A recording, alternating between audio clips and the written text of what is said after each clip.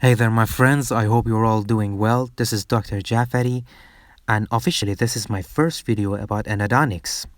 A few days ago, I had a conversation with a friend of mine about the way we do our root canals, so I came up with the idea of making a short video about the everyday endo that I do.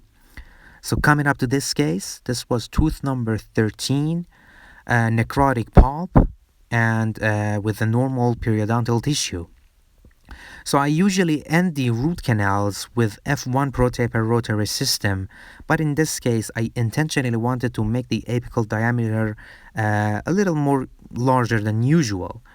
So if my finishing file is not going to the working length so smoothly, I stop, irrigate, and check for the patency one more time so that I make sure there is no debris blocking the path of the canal.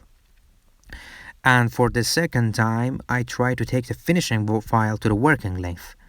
So as you can see, this time it goes much easier to the working length. After I reach the working length once or twice, I start doing the brushing motion against the walls, and I try to do it a little fast so that this action can agitate the sodium hypochlorite inside the canal. So I continue with the shaping the whole walls of the canal, and I check that there is a little bit of dentinal mud inside it that will be irrigated. And after that, I go for the activation phase. So in here, if you must know, I have turned an electric toothbrush into a sonic hypoactivator. I have actually connected a number 20 spreader to it, and it works just fine. I do the sonic activation in 30 seconds. After I activate the hypo, I irrigate once again with sodium hypochlorite, 5.2% sodium hypochlorite, and actually apply fresh hypo inside the canal. And then go for the second phase of 30 seconds of activation.